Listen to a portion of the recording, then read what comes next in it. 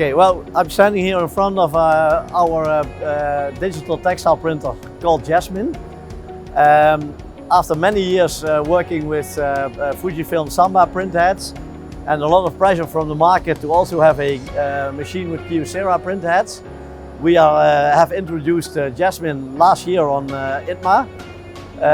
At that point in time we were running it with reactive inks. But as you probably are aware, there's a lot of push for pigment inks. Not the last reason because of the sustainability drive that is very obvious in the market. And that means that we have developed a pigment ink especially for this type of print heads. And where we were able to put all the binder that you need to fix the pigment onto the fabric into the ink. So that means that you don't need any pre-treatment on the fabric in order to fixate the pigment inks onto the fabric. So we are currently here running the printer with those inks. And as you can see, the colors are already very, very bright, which was a big challenge in pigment inks because you have to make the particles very small. And that means that normally you lose a lot of the power in the color of the ink. But we managed, as you can see also in the black there, we managed to make a very good black in this ink. We're printing here a 50% cotton, 50% polyester fabric, which until recently was not possible to do on digital because you had to choose either reactive or disperse, but would only hit half of the fibers. But with the pigment ink you can get the full color, brightness and depth that you need for fashion or for home textile applications. So we launched this machine last year on ITMA. We showed it the first time. Since then we have been doing installations in several parts of the world. And we're very proud that now finally with having a good pigment solution we can contribute to the sustainability drive of the planet.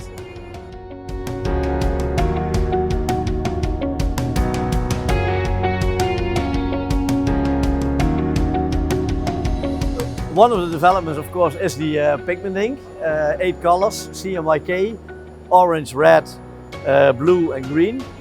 But we have also been developing sublimation solutions because the same what happens to reactive where people look to replace it with pigments.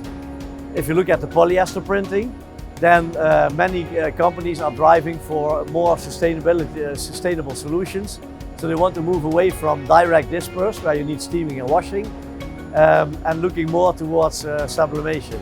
In the past, sublimation was typically more in the sign and banner market and less in the fashion and home textiles. But also on the polyester fabric itself has been a lot of development. They are breathable now, so they're not sweaty anymore. And because of that, they are much more used in home textiles and in fashion. And the need was for a good runnable sublimation ink. We developed a printer called Rose. We don't have it here at the show, but we showed it a few months ago in Amsterdam on the Vespa. So there we did a development on those inks as well.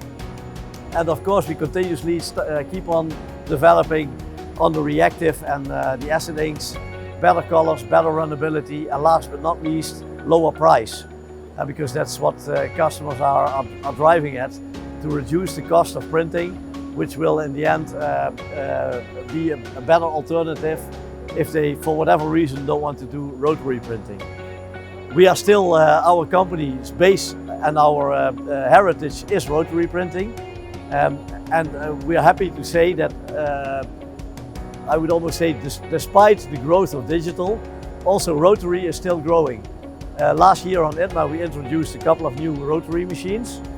We have introduced new screens, and still that business is growing as well. Of course the textile industry felt the impact of first COVID and then the geopolitical situation. But we do see now that the demand on printed textiles is growing again. So, and we see that both in our rotary business as well as in our digital business.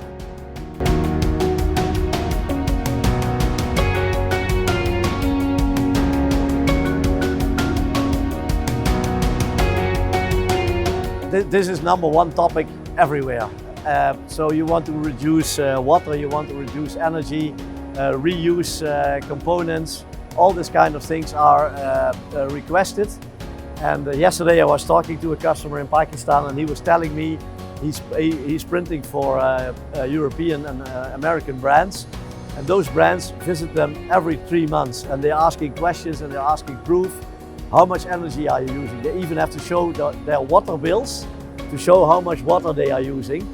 So in today's world, it is for every textile company, it is inevitable that you have to be able to prove what they are doing for the environment. And then digital printing by itself is seen as a very environmental friendly technology. But if you can avoid steaming and washing by going to pigments, then that is another big win for nature. So going forward, we see pigment really growing, sublimation as well in the polyester printing market. So I think the textile market, which is known to be having a lot of impact on the environment, is one of the first to really make big steps in improving towards sustainability. So I have the feeling we have just begun.